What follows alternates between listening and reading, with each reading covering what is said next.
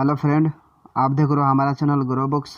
तो आज हम फिर से आपके लिए नई बुक लाए हैं, जिस बुक का नाम है द सीईओ नेक्स्ट डोर। इसका मतलब आम लोगों को वर्ल्ड क्लास लीडर्स बनने वाली बातें। इनका लेखक का नाम है एलिना बोतिल्हो एंड किम पोवेल। तो चलिए बुक को आपको दो लफ्ज़ों में बताते हैं। साल 2017 में रिलीज हुई किताब द सीईओ नेक्स्ट डोर। ये किताब बताती है कि एक अच्छा सीईओ और ग्रेट सीईओ में क्या अंतर होता है। इस किताब को लिखने के लिए लेखक ने काफ़ी ज़्यादा रिसर्च भी की थी। यह किताब किसके लिए है? ऐसा कोई भी जिसे कॉर्पोरेट में सक्सेस चाहिए, सीईओ के सफ़र को जानने के इच्छुक, ऐसे बिजनेस प्रोफेशनल जिन्हें सक्सेस के मंत्र को समझना हो। अध्याय नंबर 1। सीईओ का जन्म नहीं होता, उन्हें बनाया जाता है। आज के समय में आप किसी भी सीईओ को देखकर क्या सोचते हैं? यही ना कि इसके पास तो महंगी गाड़ी और शानदार लाइफ स्टाइल है, लेकिन क्या आपको पता है कि उस पोजीशन पर बैठे हुए इंसान का बैकग्राउंड इतना मजबूत नहीं था। ना ही उसके पास कभी महंगी गाड़ी हुआ करती थी और ना ही उसने कभी ऐसी लाइफ स्टाइल को जिया था। ज़्यादातर केस में ये भी देखने को मिलता है कि हायर पोजीशन में बैठे हुए इंसान के पास अच्छी डिग्री भी नहीं होती। अब यहाँ सवाल यही उठता है कि आखिर वो इस पोजीशन में पहुँचा कैसे। इस समरी को पढ़ने के बाद आपके मन के सभी सवालों का जवाब आपको मिल जाएगा। हम लोगों में से कई लोग ऐसे ही सोचते हैं कि किसी भी कंपनी को चलाने वाला कोई स्पेशल आदमी होता है, वो नॉर्मल आदमी से अलग होता है। कई तो ऐसा भी सोचते हैं कि सीईओ बनने के लिए आपके पास काफ़ी महंगी कॉलेज की डिग्री होनी चाहिए या फिर आपके पास कोई मजबूत बहुत बड़ी पहुंच होनी चाहिए। लेकिन इस किताब के माध्यम से लेखक बताना चाहते हैं कि ये सब बस गलतफहमी है। एक स्मार्ट प्रोजेक्ट था जिसके ऊपर इस किताब के लेखकों ने काम किया था। उस प्रोजेक्ट को में 2600 सीईओ के ऊपर रिसर्च की गई थी। उस रिसर्च में की गई चौंकाने वाली बातें निकलकर सामने आई थी। उनमें से एक बात ये थी कि अधिकतर सीईओ तो कंपनी के नॉर्मल कर्मचारी ही थे। समय के साथ उन्होंने खुद के अंदर लीडरशिप क्वालिटी को पैदा किया था। इसी के साथ 70% से ज़्यादा सीईओ ने इस बात को स्वीकार किया था कि उनका कभी सपना भी नहीं था कि वो इस पोजीशन में काम करेंगे। उन्होंने कहा कि जब उन्होंने अपने काम की शुरुआत की थी तब उन्होंने इसके बारे में कुछ भी नहीं सोचा था। यहाँ पर डॉन एस्लेगर का एग्जाम्पल लेते हैं। वो इस समय अमेरिका की नामी कंपनी के सीईओ हैं। अगर उनके एजुकेशन की बात करें तो उन्होंने कभी भी कॉलेज का मुंह तक नहीं देखा, लेकिन इस समय वो अमेरिका के नंबर 1 एक सीईओ हैं। उनके ये उपाधि ग्लास डोर वेबसाइट ने दी थी। इस वाक्य से यह बात तो साबित हो जाती है कि सीईओ बनने के लिए ज़रूरत नहीं है कि आपके पास कोई लंबी चौड़ी डिग्री हो। कुछ स्किल्स होती है जिनके ऊपर आपको काम करना पड़ता है। उन स्किल्स को आपको खुद के अंदर समय के हिसाब से डेवलप करना पड़ता है। इसी के साथ उस सर्वे में यह भी कहा गया था कि सीईओ बनने के लिए आपको जीनियस होना भी ज़रूरी नहीं होता। एक स्टैटिस्टिक्स आपको बताते हैं कि अगर हम फॉर्च्यून 500 कंपनी की बातें करें तो मात्र 7% ही ऐसे सीईओ हैं जिनके पास अच्छी स्कूल की डिग्री है। इसी के साथ 8% तो ऐसे सीईओ हैं जिन्होंने अपने जीवन में कभी कॉलेज अटेंड नहीं किया था।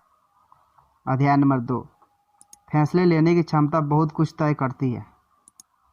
इससे पहले वाले अध्याय में हमने पढ़ा कि सीईओ बनने के लिए कॉलेज डिग्री की भी ज़रूरत नहीं होती।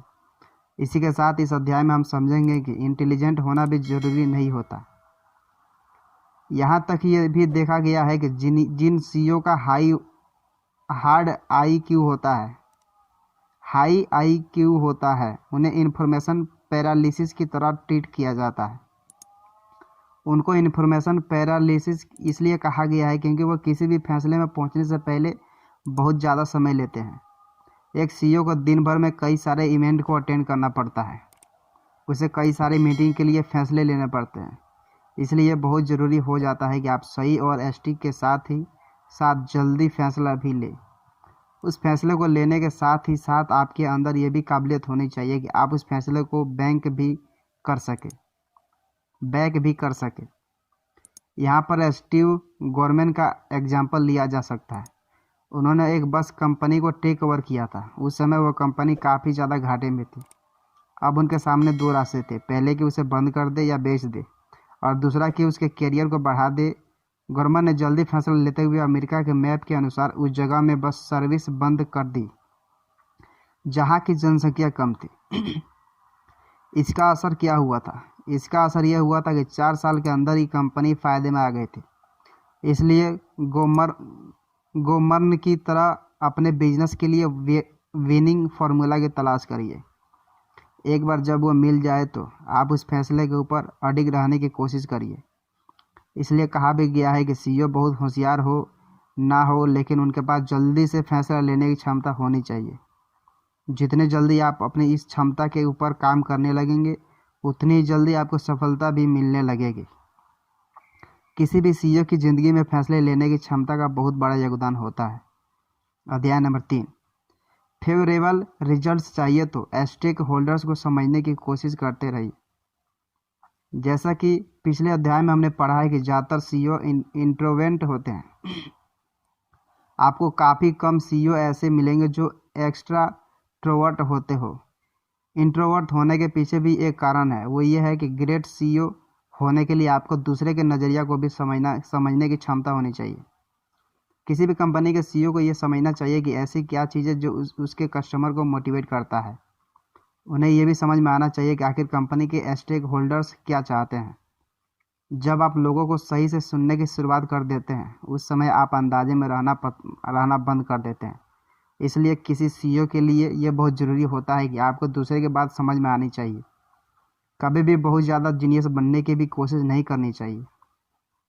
अगर सामने वाला कुछ कह रहा है तो फिर कभी भी ये मत दिखाने की कोशिश करिए कि आपको सब मालूम है। हमेशा किसी बच्चे की तरह सामने वाले को सुनने की कोशिश करिए। कई बार ऐसा देखा गया है कि बड़ी बड़ी दिक्कतों का हल दूसरे के नज़रिए से निकल जाता है। नील फिश के सीईओ के तौर पर शानदार रहे। वो लॉन्जरी ब्रांड के लिए काम कर रहे थे। तब उन्होंने फैसला किया कि वो औरतों से मिलकर इसके बारे में बात करेंगे। वो अपने फैसले पर अडिग रहे। उन्होंने कई औरतों का इंटरव्यू भी किया था। उन्होंने प्रोडक्ट के बारे में महिलाओं की राय भी ली थी। इस दौरान उन्होंने ऑब्जर्व किया कि उन्होंने कई सारी गलत धारणाएं बनाई रखी थी। उन्होंने अपने प्रोडक्ट को सर्वे के हिसाब से ही लॉन्च किया था। इसका असर यह हुआ था कि कुछ साल के बाद ही उनका ब्रांड सुपरहिट हो चुका था। इस एग्जाम्पल से आप समझ सकते हैं कि सीईओ को भी जिम्मेदारी है कि वो कस्टमर के साथ बातचीत करते रहे। किसी भी सीईओ के लिए बहुत ज़रूरी है कि वो अपने ग्राहकों को कितना जानता है। कस्टमर के साथ ही साथ अपनी कंपनी के बोर्ड मेंबर्स को भी जानना भी ज़रूरी होता है। एक सीईओ के तौर पर आपको पता होना ही चाहिए कि कंपनी के बोर्ड मेंबर्स का विज़न क्या है। क्या उनके पास और कोई ग्रेट आइडिया है जिससे कंपनी की मदद हो सके? कई सारे सवाल भी जो किसी भी सीईओ को खुद से पूछते रहने चाहिए कि बोर्ड मेंबर्स का चुनाव कैसे होना चाहिए। क्या वो सीईओ की जिम्मेदारी पूरी तरह से निभा पा रहे हैं? क्या उनके अंदर बोल्ड फैसले लेने की क्षमता है? अच्छे और बोल्ड फैसले लेते रहिए। अगर ज़रूरत हो तो रिस्क लेने से भी पीछे मत हटिएगा। कई बार देखा गया है कि बड़े बड़े सीईओ ने रिस्क वाले फैसले लेकर कंपनी की कहानी ही बदल दी। लोगों के सुनिए, उनका सम्मान करिए। ज़्यादा होशियार बनने से बेहतर है कि आप समझदार बनने की कोशिश करिए। अगर कहीं भी सीईओ की पोजीशन के लिए दो लोगों के बीच में कंपटीशन है तो जो आदमी ज़्यादा रिलायबल होगा पोजीशन उसी को मिलेगी। ये हमेशा देखा गया है कि पोजीशन हमेशा रिलायबल आदमी को ही जाती है। अब कोई कैसे जानेगा कि आप रिलायबल पर्सन हैं? इस बात का पता उनको आपकी कमिटमेंट से लगेगा। इसलिए हमेशा कोशिश करिए कि कभी भी आप अपनी कमिटमेंट से पीछे ना हटें। जीनोम प्रोजेक्ट ने कई सारे सीईओ के ऊपर रिसर्च किया था। ये रिसर्च उनके पर्सनालिटी को लेकर था। उसके रिजल्ट में यह निकल कर सामने आया था कि 94% सीईओ अपनी कमिटमेंट के बड़े पक्के होते हैं। उस रिसर्च में यह भी दिखा था कि वो लोग जिन्हें डिसिप्लिन की आदत थी उन्हें लोग ज़्यादा पसंद करते हैं बजाय उनके जिनके हम मैड जीनियस कहते हैं। क्योंकि जो लोग जीनियस होते हैं उनका व्यवहार भी काफ़ी ज़्यादा अजीब सा ही रहता है। उन्हें किसी भी कमिटमेंट से कोई लेना देना नहीं होता। उन्हें बस इस बात का गुरूर होता है कि वो कभी भी कुछ भी कर सकते हैं। इसलिए अगर आपको सीईओ तक का सफ़र तय करना है तो सबसे पहले अपने अंदर डिसिप्लिन को लेकर आइए। हमेशा याद रखिए कि कंपनी की तरफ का आपका कमिटमेंट क्या है। अगर आपने किसी भी प्रोजेक्ट के लिए कमिट किया है तो उसे पूरा करने की जिम्मेदारी भी आपकी है। इसलिए हमेशा अपने काम के प्रति ईमानदार रहने की कोशिश करिए। आपकी ईमानदारी ही आपको विजय के रास्ते में लेकर जाएगी। ज़िंदगी में आप कितनी भी ऊंचाइयों में पहुंच जाए, सबसे ज़रूरी कदम होता है आपको वो पहला कदम जिसको आपने उस बिजनेस की शुरुआत करने के लिए उठाया था। इसलिए हमेशा से अपने बिजनेस की तरफ उठाया हुआ अपने पहले कदम को याद रखिएगा। अब आप सोचिए कि किसी भी नए बिजनेसमैन के लिए उसका पहला कदम क्या होना चाहिए। क्या वो कदम बिजनेस कार्ड छपवाना होना चाहिए या फिर अपने बिजनेस के लिए फंड्स की व्यवस्था करना होना चाहिए। आपको बता दें कि आपका पहला कदम ये देखना होना चाहिए कि वो बिजनेस आपकी लाइफ स्टाइल को कितना सूट करता है। क्या वो बिजनेस आपकी लाइफ स्टाइल को दर्शाता है। किसी भी आइडिया के ऊपर काम करने से पहले इस बात को ख्याल रखिएगा कि वो आइडिया आपके गोल और वैल्यू से मैच करता हो। जीवन में कभी भी अपने कुछ बेसिक एथिक्स से समझौता मत करिएगा। यहाँ वैल्यूज़ की बात इसलिए हो रही है क्योंकि किसी भी प्रोजेक्ट के ऊपर आपका समय और पैसा दोनों लगेगा। उस समय पैसे और एनर्जी के साथ न्याय तभी होगा जब आपका काम आपके वैल्यूज़ के हिसाब से बैठता हो। इसको आप इस तरह से भी समझ सकते हैं कि मान लीजिए आप एक सामाजिक प्राणी है, तो फिर आपका बिजनेस कुछ ऐसा होना चाहिए जिससे आप लोगों से कनेक्ट हो सके। जब आप ऐसे किसी प्रोजेक्ट के ऊपर काम करेंगे तो फिर आपका काम एक ही अलग ही रूप में नज़र आएगा। इन सब बातों के ऊपर एक सवाल ये उठता है कि आखिर आप उस बिजनेस आइडिया की पहचान कैसे करें जिससे आपको खुशी और संतुष्टि दोनों मिले। इसके लिए आपको खुद का आकलन करना पड़ेगा। जब तक आप खुद से बात करने की शुरुआत नहीं करेंगे तब तक आपको भी नहीं चलेगा कि कौन सा काम आपको बेस्ट सूट करता है। उस काम की पहचान तभी होगी जब आपकी खुद से पहचान होगी। अध्याय नंबर 4, गलतियों से सीखने की कोशिश करते रहिए। जब भी आप किसी भी बड़े ऑर्गेनाइजेशन को लीड करेंगे तो हर बार ये मुमकिन नहीं हो पाएगा कि चीज़ों को अपने हिसाब से मैनेज कर पाए या फिर छोटी छोटी चीज़ों पर आपका ध्यान भी नहीं जा पाएगा। इसके लिए ज़रूरी ये है कि आप एक सही सिस्टम का निर्माण करिए। ये सिस्टम कुछ ऐसा होना चाहिए कि सभी को अपनी अपनी जिम्मेदारी का एहसास होना ही चाहिए। इसके लिए ज़रूरी है कि आप खुद को किसी बस का कंडक्टर ही समझिए जिसका काम कि सभी पर निगाह बनाकर रखे। कंडक्टर का काम म्यूजिक बजाना नहीं होता, उसका काम होता है कि शो के पहले से और शो के बाद भी सभी चीज़ों के ऊपर बराबर सा ध्यान बनाकर रखे। कंडक्टर शो में परफॉर्म करने वाले को उनके रिहर्सल के दौरान भी मदद करता है। अगर देखा जाए तो स्टेज का पूरा ध्यान वहीं रखता है। उसके रहते हुए कभी भी किसी भी चीज़ में गलत नहीं हो सकती। अगर आप एक वेल प्लान्ड सिस्टम बनाते हैं तो उसमें भी गलतियां पर रोक लग सकती है। एक सीईओ होने के नाते आपको इस बात का ख्याल रखना है कि अगर आपकी कंपनी से किसी भी प्रोजेक्ट में कोई भी गलती होती है तो उस गलती को दोबारा ना दोहराया जाए। इसको आप तभी कर सकते हैं जब आपके पास एक वेल प्लान्ड सिस्टम होगा।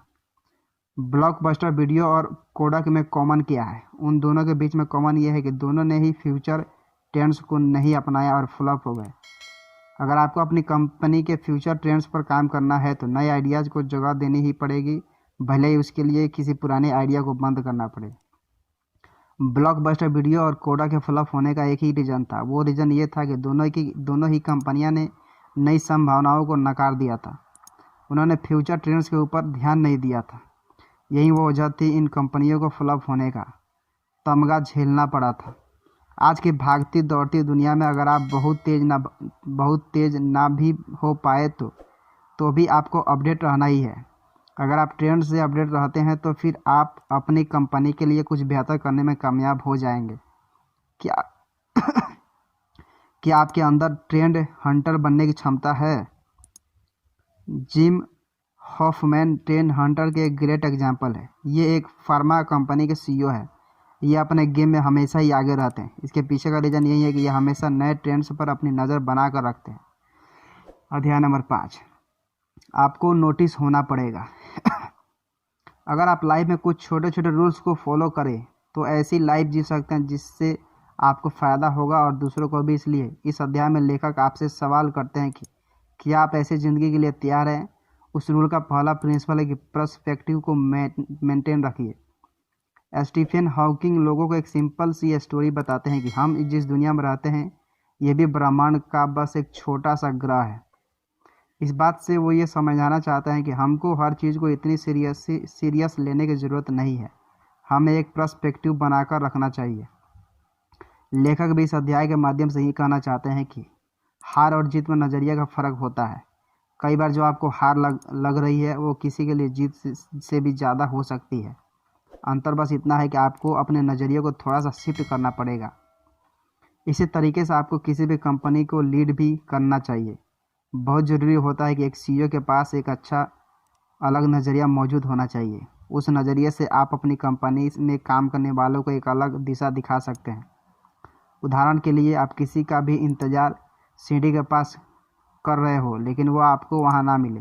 क्या पता उसने सीढ़ी का रास्ता ना लेकर एलिवेटर का रास्ता ले लिया हो। जीवन में कई ऐसे पड़ाव आएंगे जब आपको लगेगा कि बात नहीं बन रही है, तो तभी आपके करैक्टर का टेस्ट भी होता है कि आप अंदर से कितने मजबूत हैं। उस दौर में बस आपको अपने नज़रिए को थोड़ा सा बदलना पड़ेगा, आपकी बात बन जाएगी। दूसरा नियम है सेल्फ डिसिप्लिन। अगर आप इस नियम का फॉलो करते हैं तो आप अपने गोल्स तक आसानी से पहुंच जाएंगे। सेल्फ डिसिप्लिन सब सुनने में जितना छोटा लगता है, इसके परिणाम उतने ही बड़े होते हैं। अगर आप अपने एक्शन के ऊपर कंट्रोल करना सीख गए तो समझ जाइएगा कि आप अपनी ज़िंदगी को भी खुशहाल बना लिया है। ज़िंदगी में खुश रहने का तो अपने आसपास के साथ खुद के अंदर सेल्फ डिसिप्लिन होना बहुत ज़रूरी होता है। इसी के साथ ही साथ कभी भी खुद को काम से ऊपर या फिर अपनी कंपनी से ऊपर मत समझ लीजिएगा। अगर आपने ऐसी गलतफहमी पाल ली तो फिर आप कभी भी ग्रेट सीईओ नहीं बन सकते। आपको जिसने भी हायर किया है उसे एक टीम प्लेयर की ज़रूरत है। उसे ऐसे सीईओ की ज़रूरत है जो पूरी टीम को साथ में लेकर चल सके, जिसके अंदर लीडरशिप क्वालिटी भी होनी चाहिए। उसे पता होना चाहिए कि बोल्ड फैसले कैसे लेने हैं। अगर आपके अंदर टीम प्लेयर की क्वालिटी आ जाएगी तो फिर आप एक ग्रेट सीईओ की राह में आगे बढ़ जाएंगे। कुल मिलाकर हम लोगों में से कई लोग ऐसे ही सोचते हैं कि किसी भी कंपनी को चलाने वाला कोई स्पेशल आदमी होता है, वो नॉर्मल आदमी से अलग होता है।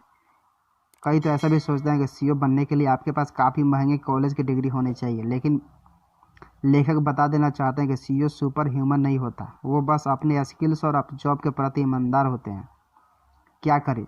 अगली बार जब कभी आप किसी मीटिंग में हो तो लोगों को सुने और अपनी बात बड़ी क्लियर और साफ अंदाज में रखिएगा।